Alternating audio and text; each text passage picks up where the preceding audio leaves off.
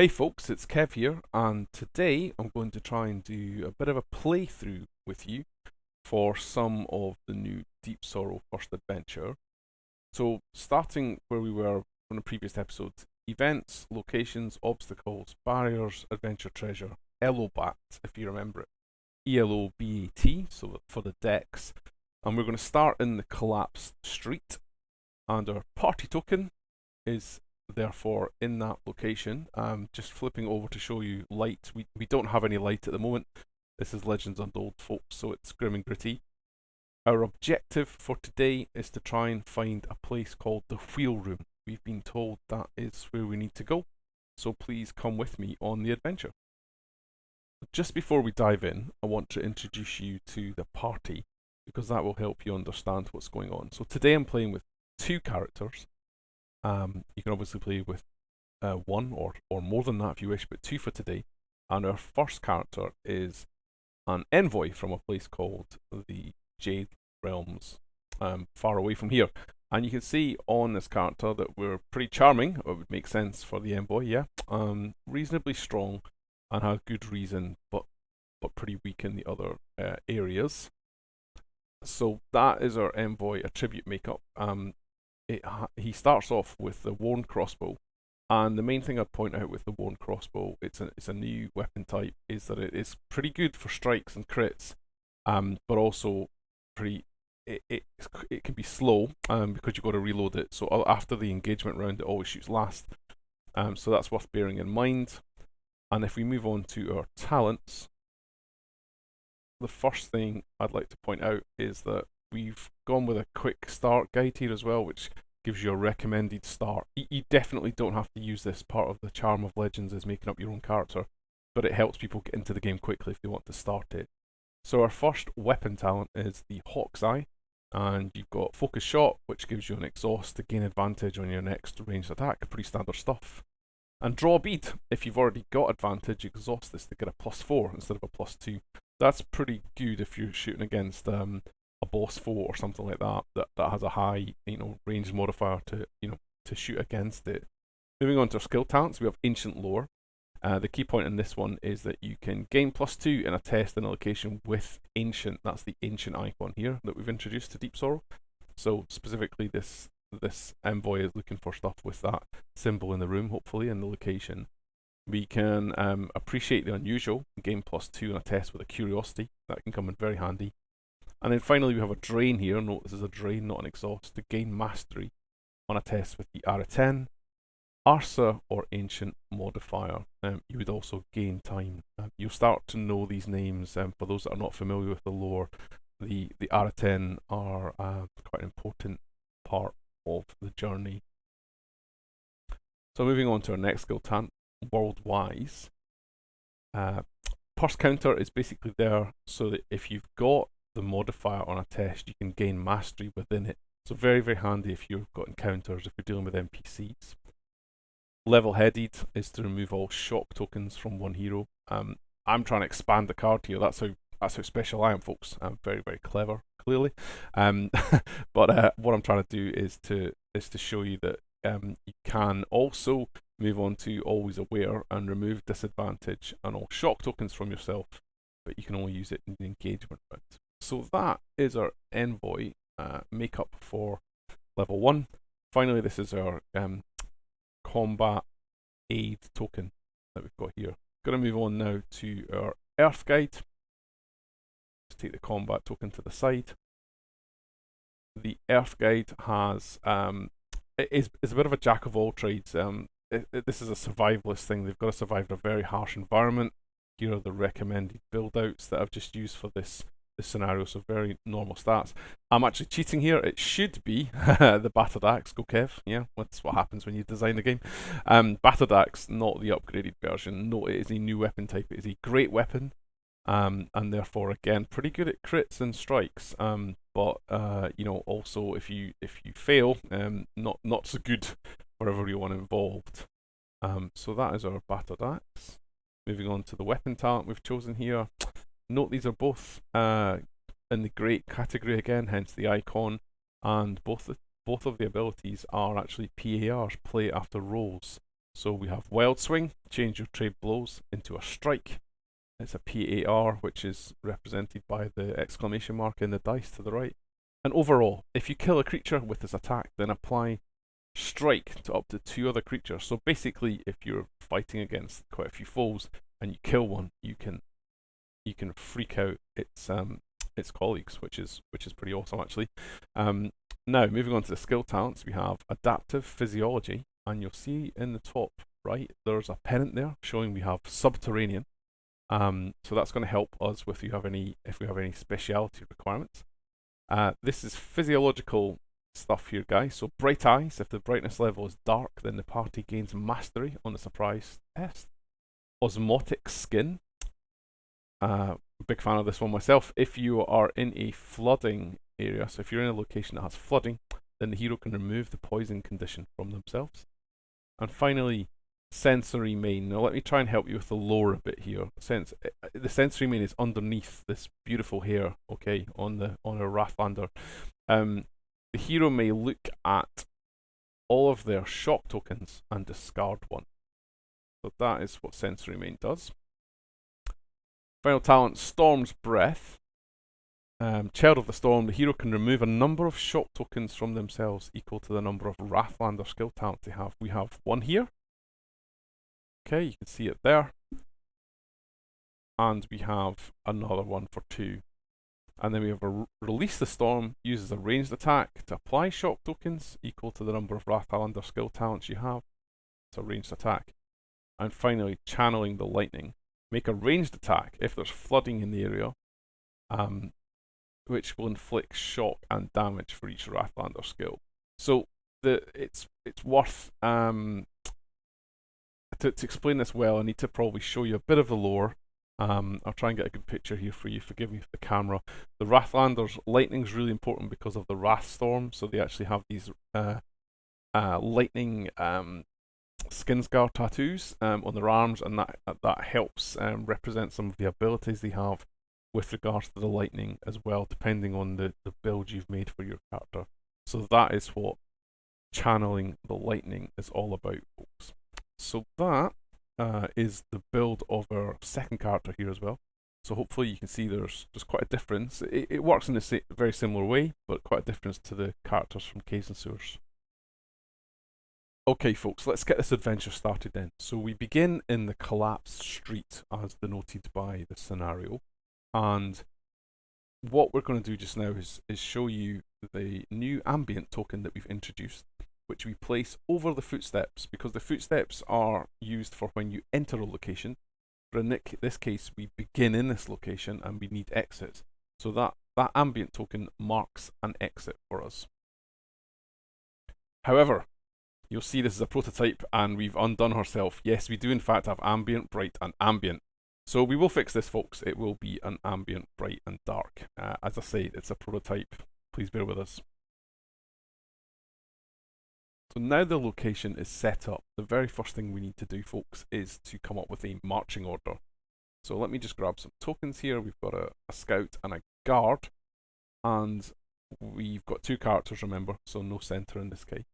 I'm going to place my scout token over the, let me just zoom out a bit, folks. I'm going to place my scout token, there we go, over my Wrathlander, and then I've still got my guard token, which I'm going to place over the envoy. So there we go, scout and guard, just a reminder for you as we continue to play the adventure.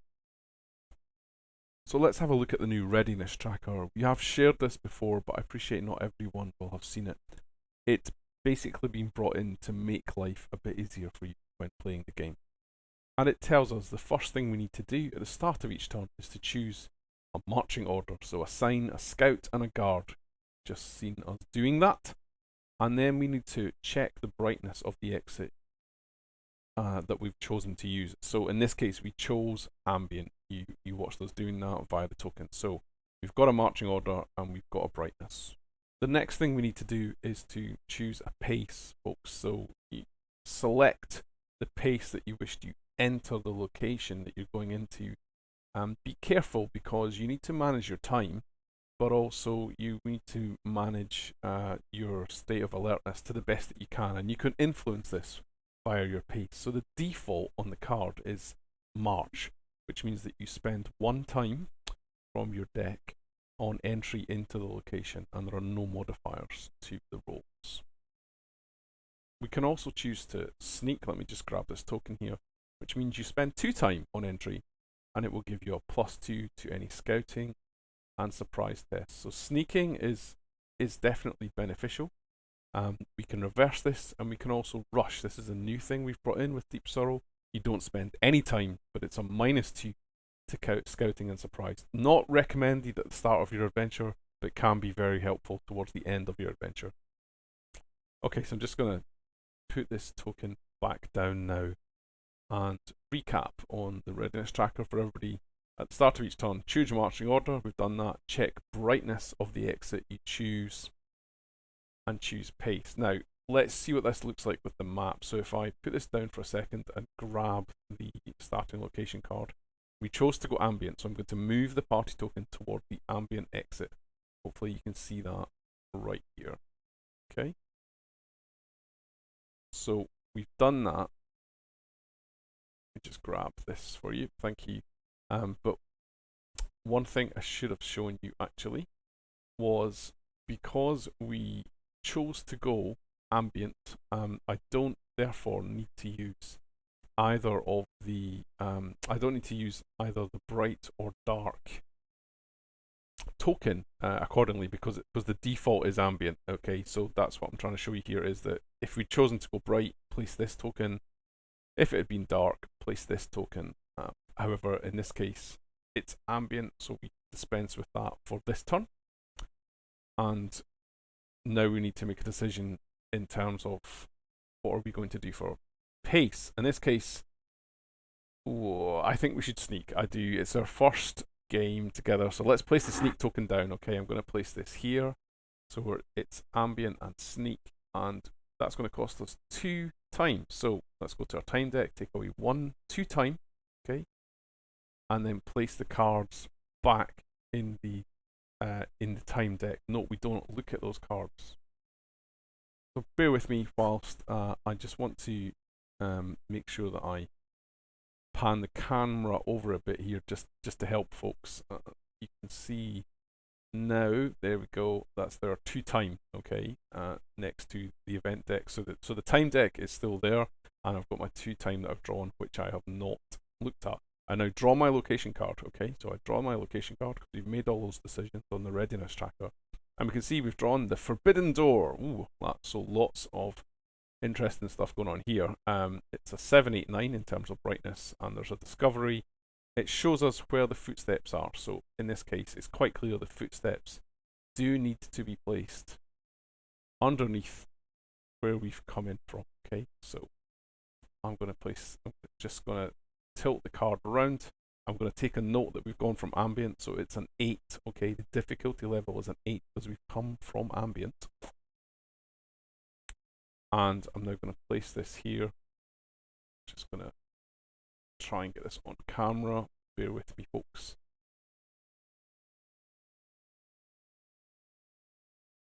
Struggling to do so at the moment. Let me see if I can. There we go. There we go. So we've got an ambient exit joining up, okay, and we're now ready to go into the Forbidden Door. Okay, so hopefully everybody followed there that we now have a difficulty rating of 8 because of the choices we made entering that location. So what I'm going to do now is just quickly check that we did sneak. If you remember, just take it nice and slow, folks. We spent 2 on entry, so we got a +2 on this scouting test. Okay, that was why we spent that additional time. So, like everything in Legends Untold, it's 3d6 or 4d6 if weakness or mastery are involved. In this case, 3d6. I'm going to drop them in, and we got a 4, a 5. Go Kev. And a 4, okay, so that's 4, 9, 13 plus the 2 is 15. Smashed it. We are 15 against an 8. Excuse me, folks. So 15 versus 8 means we are 7 higher. Now, if the score is 4 or greater than scores than the required score, so 12 or greater in this case, then we are alert, which gives us material advantages. Okay, so we are alert. Look at the little eye, the open eye, and importantly, what it says here, because people might forget, is that if there's traps, you can spend 1 time to retreat from traps. Some people forget that rule. That's why we've added this to the new Readiness Tracker, folks. So we are alert. It's a good start to the adventure, folks. We are moving through ambient and we are alert. We now have our alertness rating. We're alert. It's marked down on the Readiness Tracker. And what we need to do now is have a look at the first thing that's in this location. So you can see that there's an obstacle in the card. For those that aren't too familiar with the game, let me just grab the location card. It looks kind of like a mountain edge or a cliff edge, and it's got a shield shape around it. Let me just place this back down now so that it's clear how the map works, and I'll just replace the tokens accordingly. But an obstacle, it's the first thing that we need to do as we go in through this ambient corridor. And I'm going to go to my obstacle deck. So Elobat, O for obstacle. Okay, Elobat, O for obstacle. I'm just going to draw my obstacle now. And we draw a tunnel collapse. Okay, so we can see here we've got a trial. It's not a trap, it's a trial. And it's a party table test. I do get that this could be a bit intimidating if you're new to the game. Don't worry, folks, we'll chat it through.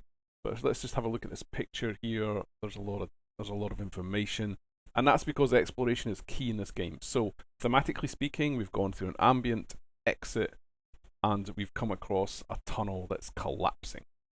So how are we going to deal with this card? Okay, so let's just walk you through it. Okay, it's a trial, not a trap, which means that we deal with it in a different way. And it's a table test. It's a table test. So what that means is that you roll once on this table below, and you take the result, whatever happens. You don't do additional rolls. However, it's also a party table test. So that means that each member of the party is required to participate in this test. You can't just have one hero doing it, which you can do in other test types. Now, in addition to that, on the right-hand side of the card, we have these additional modifiers, okay? Apologies if it's a bit grainy, folks, with the camera. So we have +2 for a light source. This is the top surround. Then we have a -2 if we're careless, and a +2 if we're alert. Now, if you remember, we are alert. See the matching tokens there. So the time that we invested earlier on, hopefully is going to pay off for us here. We get a +2 on this roll because we sneaked into the room and ended up being alert. So we're aware, or we're in the zone for this test happening. And that is convenient, because if we read the fluff, it says, the ceiling rumbles and stone blocks fall from above in the sewerway. You must find a way past or be crushed. So I'm glad that we're a little alert for this. And the rules themselves state, all heroes, so again confirming it's a party test, all heroes must test either move grace +0 or leap grace -1. Now our party have no kit or equipment that can help with these tests just now. Remember, we are level 1 characters. However, if you remember back to the envoy, we do have this versed in ancient text ability on the ancient lore talent, and it says gain +2 on a test in a location with ancient. Now I do want to stress here, folks, that I should have said this at the start. This is an entirely random setup game. It's not seeded in any way. Okay, so I'm playing it with you as we go, as you would in a real game. It's ancient. Okay, so if you have a look around the card, it's hard to see in the camera, but there are glyphs and so forth all across the room and on the location. So I'm going to therefore, take advantage of that ability. And thematically speaking, I'm gonna assume that our envoy spots some ancient markings in the tunnel as they're entering, and therefore, woe betide he who enters here. He's aware that therefore the tunnel is going to start collapsing about him. So I'm going to make the envoy go first. I'm just going to spin over here to my character build up and create a bit of space just to keep people right on how this works. If you look at this ability, gain +2, and the icon on the left means you rotate, or exhaust is the correct term. I'm going to exhaust this card to gain my +2. Okay, that's why I have rotated that card 90 degrees. I've also got the +2 on the card because we're alert. Okay, so you look here, the alert icon +2. So I'm now on a +2 for my ability, +2 for being alert is +4. And finally, the card says move grace +0 or leap grace -1. Now, those can matter for abilities and kits and so forth, but in this case, it makes no odds. So I might as well go for move grace, and my grace is 1, okay, because it's a better modifier. So the +2, the +4, and the +1 gives me a +5. So I've got a +5 on my roll for the dice. So rolling the dice, we get a 6, a 4 for 10, and a 3 for 13. So 13 on the dice, and remember we have our +5 modifier to this as well. Gives us an 18. Go us! I mean, 18 is huge. And so if we check the card, because this is a table test, you just take that result. It says you avoid the rocks and find a way through.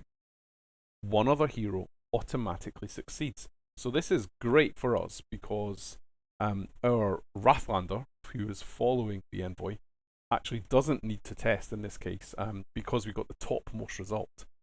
So, you know, a great result here in terms of the rules. Thematically speaking, what I'm going to say is that the ability to see these signs in the walls has helped us greatly. And in addition to that, sneaking and spending the time has really helped us get through here. So stick in at school, folks. Make sure you study your ancient lore. It will help you a lot.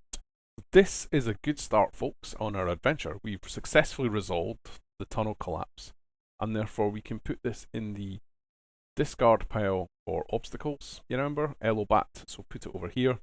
And now we need to go back to the location card to see what we do next. So I'm just going to grab it for the purposes of people new to the game and show you the rest of the card. We've dealt with the obstacle here, where my thumb is, and we could now move the party token into the center of the location card if it was on the table. And we now must deal with the icons on this left-hand side. So in this case, it's a discovery. Okay, that's this icon here, and we need to go to the adventure deck for discovery. So what I'm going to do is go to the adventure deck looking for a discovery. And this is a random deck, and that is pure luck that the first card I come to is in fact a discovery. In this case, it's an enchanted statue.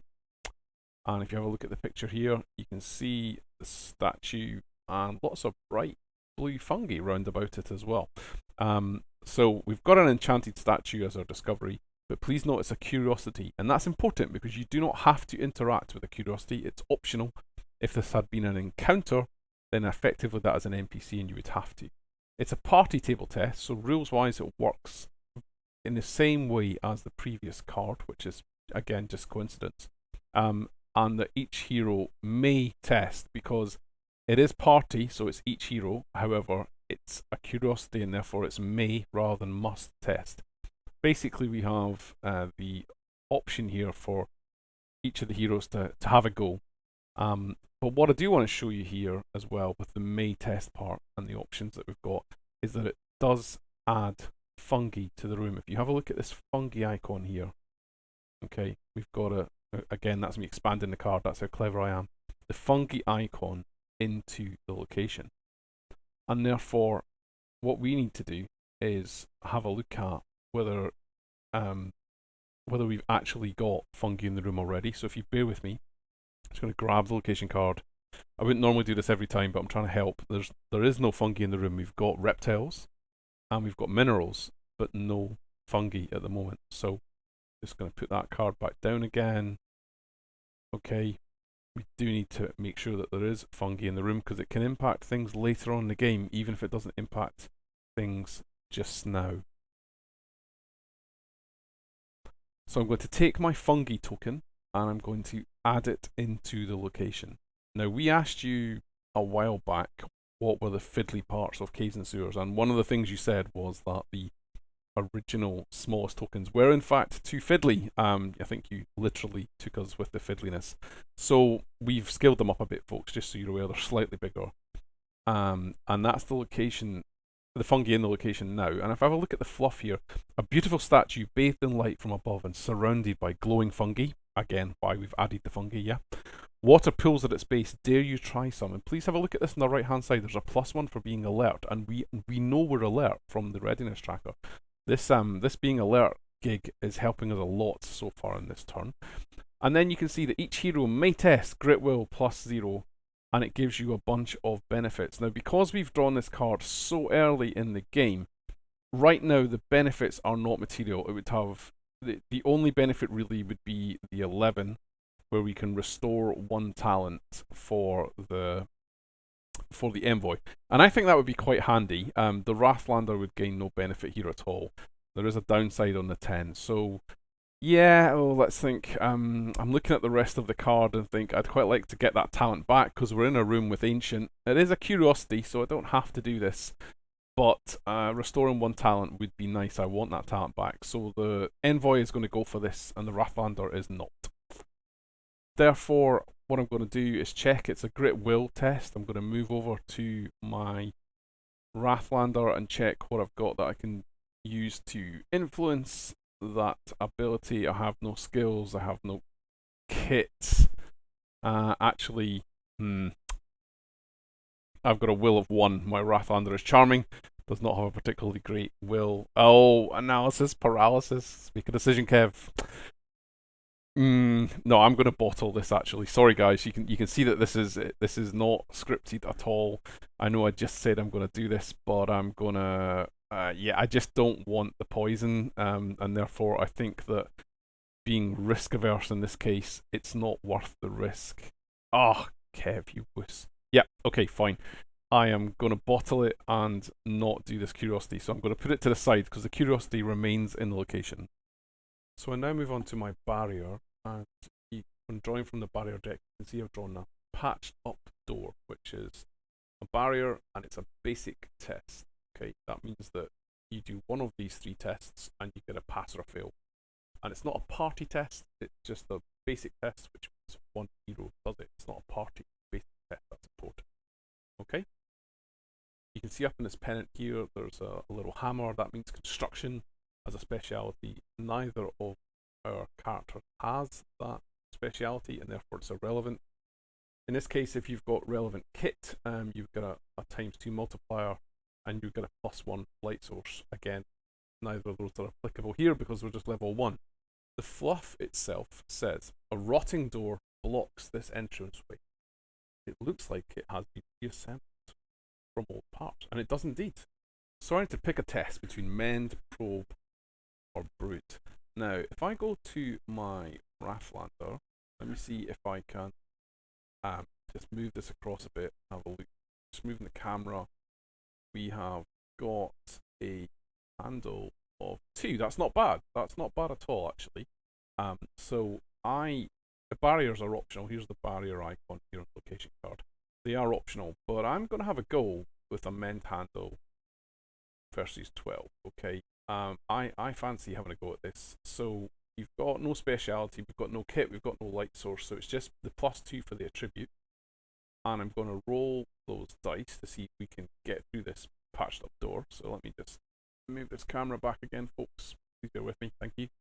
So rolling the dice Tower of Doom, and we get, okay, we've got a 2. We have a 5 for 7. And a 6 for 13. So 13 plus my 2 for the tribute is 50. And the required amount to get is actually 12 for the green. So in this case, because sometimes the green can give you a time, or you still have to do something in this case, but in this case green means you don't need to do anything, so it's just a success, which is great. So we're now through the barrier with no additional effect, okay, but through the patched up doorway. And I'm going to assume that we got through, yeah, one of the gaps here, we squeezed it through. Let's see what the fluff says. If someone put it together, I could take it apart. Yeah, go us. So the Wrathlander has kind of prized some of the parts of the patched up door apart, and both of our party members have now got through to the other side. So we've resolved this barrier, and the barrier goes into the discard pile. So what is behind this barrier? Let's have a look at the card.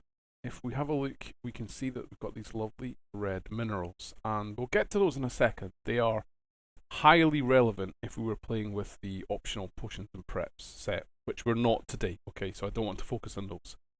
But they still have a use in the game for people that want to use minerals, but very, very relevant for that particular set. For now, though, what we've got to do is deal with this little question mark behind the barrier icon. So let's have a look at that, which means we need to draw one card from the adventure deck. That's what this icon means.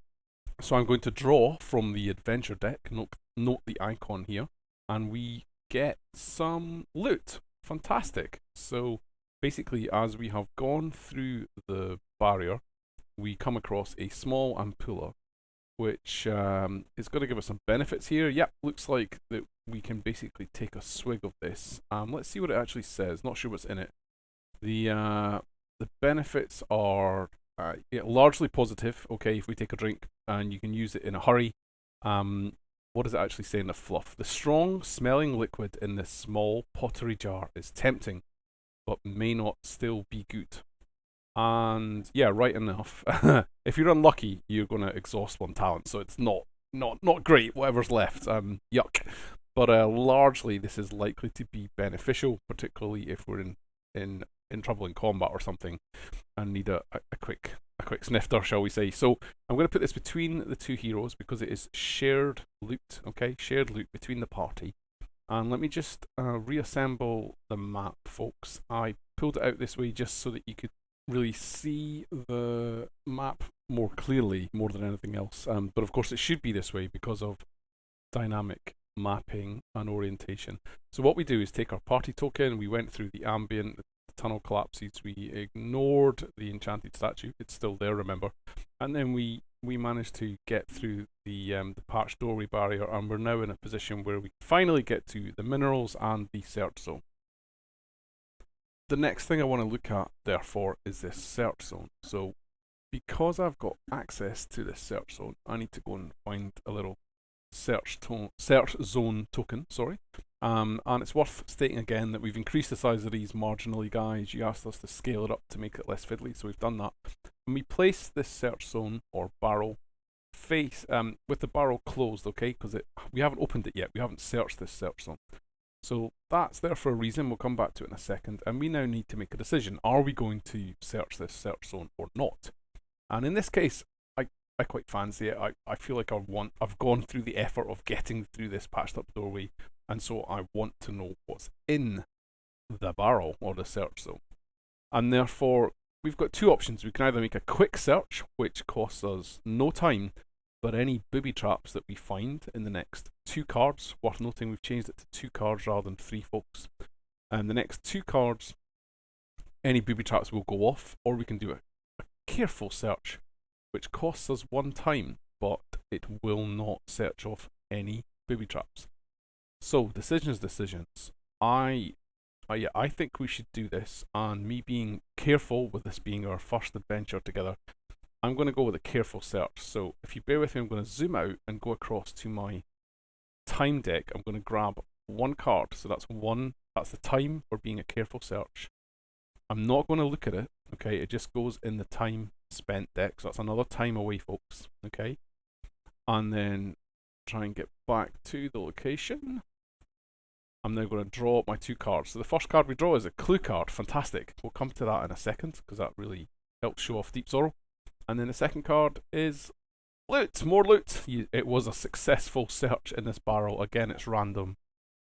So before I get excited with my coins, right now the next thing to do is to demarcate that we have already searched this search zone. So I'm going to take the search zone token, flip it over so that it looks as if the barrel has been opened. Okay, that's the reverse of that token. And then place it back down again in the same spot. So we will never be able to search this search zone again in this particular adventure. Okay, so that's why we've done it that way. I can now go back to my loot card, and it's a coin purse. Ooh, some shiny stuff.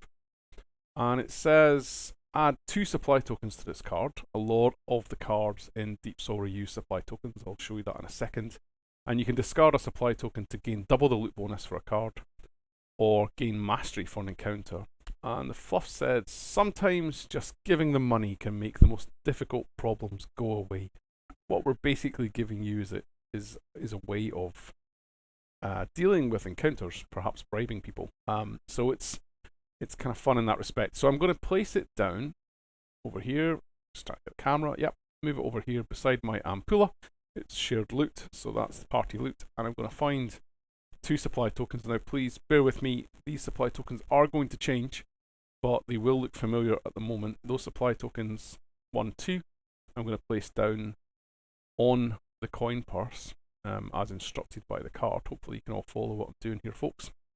And we've now got 2 pieces of loot for our adventurers. Now, if you remember, we also got a clue, so let's have a look at this, Kev, because this is really the important stuff in Deepsorrow. So you can see it's a green clue card, and what it says is, when you resolve this card, reference the clues section of your current episode, then read the corresponding clue in the back of the campaign guide. And this is me in the campaign guide in the relevant episode, and if you look down here on the bookmark, okay, scenario 1, look down here on the bookmark, you can see that we've got green clue 1, which is clue number 20. So let's have a look at clue 20. Now, I'm not going to show you all the clues in this game, guys, but people said, can you show us one and give us some spoiler alerts? So, clue 20, you find what looks like a giant beehive that has been smashed to pieces, and the bodies of several cat-sized bees dead around it. There must have been quite a disturbance here at some point, as there is a great deal of blood scattered around the place, enough to suggest serious wounds on many warriors. And then rules-wise, if you want to stay and investigate the beehives, spend 1 time and read clue 136. Otherwise, continue the adventure. So again, I'm conscious there are new people to the game. Just to recap, what we've done is start off in the collapsed street, moved through the ambient, sneakily through the ambient, exit past the obstacle, the collapsed tunnels, ignored the enchanted statue, but added the fungi to the room. We then checked out patched up doorway and managed to prise our way through it, searched the area and got some more loot, and then we found via the clues some crazy big dead bees with blood splattered around the place. So quite an adventure so far. Obviously we've taken this quite slowly to help people follow us along, but I did want to stress this is not a preceded game in any way. It's entirely set up randomly and correctly as per the rules. I think this is a fun place to stop. What I think would be really fun is to get your feedback on the way forward, and I'd invite you all to join me on part 2 if you want us to make it. And to do that, really what I'd like for you guys is to add your ideas in the comments as to, you know, what should we do next? Should we check out the beehive or not? So that's first thing. Secondly, do you want to change marching order? And thirdly, should we go ambient or dark in terms of where we go next? Okay, so I'm just really recapping those things. Finally, what pace, if anything, do you want to move at? So most importantly, you know, shall we check out the beehive and then change our party order or not, and then where are we going and at what pace? I do hope that's been fun. I'll look forward to continuing the adventure if it's something that you want to do. I'm going to be careful with how many clues we look at because there would be too many spoilers there, but happy to show you more of the episode and the adventure if it's something that you want to see. And that's us for this video. I hope that was of interest. It's certainly been my pleasure to share some of the cards in Deepsorrow with you. If you want us to make more videos, please do like and subscribe. Let us know if this is of use to you. I really appreciate you taking the time to watch today. Thank you. Bye bye.